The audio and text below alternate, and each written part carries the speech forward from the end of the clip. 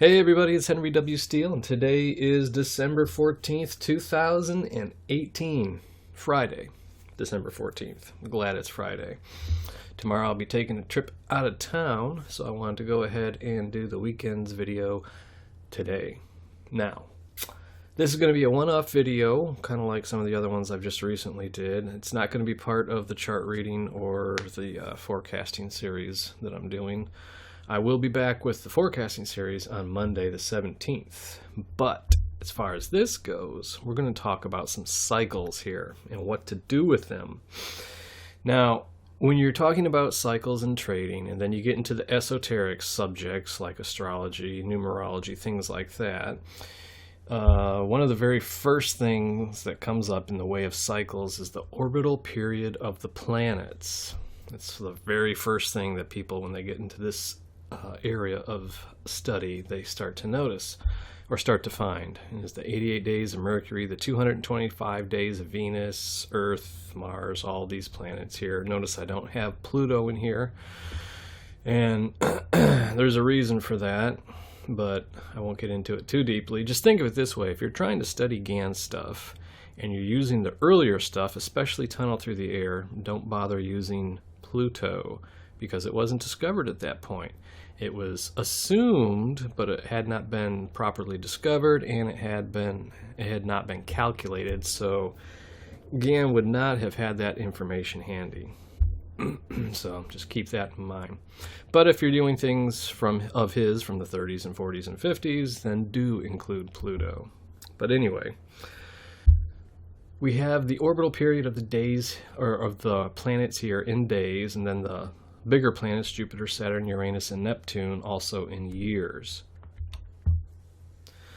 Now you can take these cycle lengths and start to apply them to different markets, starting at highs and lows and breakout points, things of that nature. The beginning of a sideways trend, the end of a sideways trend.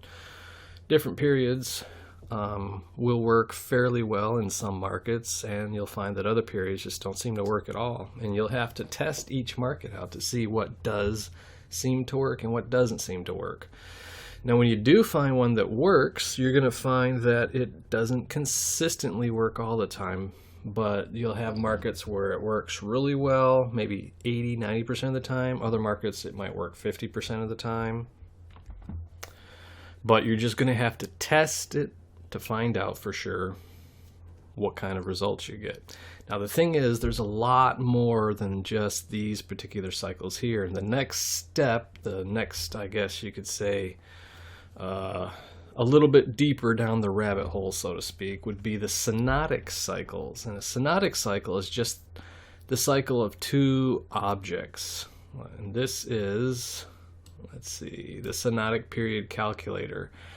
I'll put the link for this down in the description of this video, so you can click on it if you like and use this calculator. It comes in quite handy, or you can just learn the formula and do it all longhand with the calculator. But basically, you just put the two periods in of the two objects, and you get a third period. For instance, if we put in the 88 days of Mercury and the 225 days of Venus's orbital periods, you calculate the synodic cycle, and it comes out to about 144½ days. Now, obviously, that's a time period that was not in this list right here. So you've just created a synodic cycle time period by putting two orbital periods together. Now what this does for you is actually gives you a combination of quite a few different possibilities with just the planets here, their orbital periods, and you can create new cycles with it. The thing with the synodic cycle is you have to have a greater cycle, a larger cycle, a smaller cycle, and then in almost all instances you'll get a cycle. The actual synodic period or cycle will be somewhere in between these two time periods, but sometimes it works out where it's a little bit longer. And I'll show you an example. 365 days of Earth's period or orbital period, and Mars is 687 days. When you calculate the synodic period of those two, it actually turns out the synodic period is longer than the longest cycle of these two, which is It's odd, but that can happen. And the reason it happens is because of the ratio of the size of one cycle versus the other. When it gets into a certain range, that ratio, the amount of time it takes for the synodic period actually gets longer than the longer cycle. But the majority of these orbital periods right here, the synodic cycle is going to land somewhere between the small one and whichever big one you choose to use. Now, I recommend that you find all these synodic periods and test them out also, because these are other cycles that you can be testing in the market and start to experiment with. Because the truth is, you're going to have to do a lot of testing and experimentation yourself to discover what really works for you and what doesn't work for you. Because even if I've discovered something and show it to you, it might not vibe with you really well, and you might not actually like it. For some reason, you might not be able to get it to work. And there's actually things that I know of that friends of mine have shown me that I just don't like, and it works so well for them that they can't understand why I can't grasp it or get it or whatever. So my suggestion is that you test all of these cycles in all the markets you like, and you're going to start to see some things, some things that work, some things that don't, kind of like I said before. Now, we've got the regular orbital periods of the planets in days and years. We have the synodic cycles that they create by mixing those together. And then we also have something completely different, a bit more mathematical. Now, give this to you as a starting point to start thinking of some different ways to manipulate these numbers, I guess you could say. I'll just leave it at that. We'll take Mercury and Venus. Remember, the Mercury and Venus synodic cycle was about 144.5 days. Well, if you take Mercury and add Venus, 225, you get 313 days total. And if you divide that by the two planets we used, we get an average of 156.5. Okay? All we're doing is taking any two planets, or we can use more planets. We can take any three planets and find the average of them. Another example would be 88 days for Mercury, 225 days for Venus, and then 365 days for Earth. That takes us to 678 days, which, if you'll notice, is very close to Mars's orbital period, which is interesting. But if we divide this number by 3, we come back to 226, which, interestingly, is very close to Venus's orbital period in days. But if we do something like, we can add 4 planets together: Mercury, Venus, Earth, Mars, 678. Aha, I was going to do that backwards. 687. Almost messed that up. Add that up, you get 1365.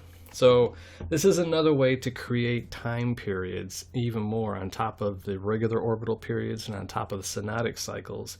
You can start using these to build up mathematically derived time periods that may or may not work in a market that you enjoy trading. And I recommend that you take these numbers and divide them by 2. For instance, 1365 divided by 2 is 682. Divide by 2 again, and divide by 2 again, and keep going, and keep going, and keep going, and just see where this takes you. Eventually, you're going to find that there are some very interesting ratios with some of these mixtures.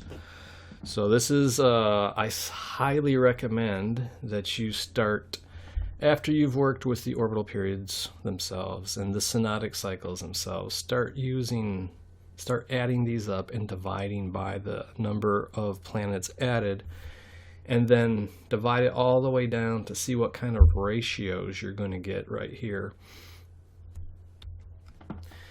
And by adding these up, you'll create, adding them up and then finding the average of them, you'll create other time periods besides the synodic cycles. But when you break them all the way down like this, you'll be able to find some ratios that you can use and start to incorporate into your testing in your markets, things of that nature. So that's all the time I have for today.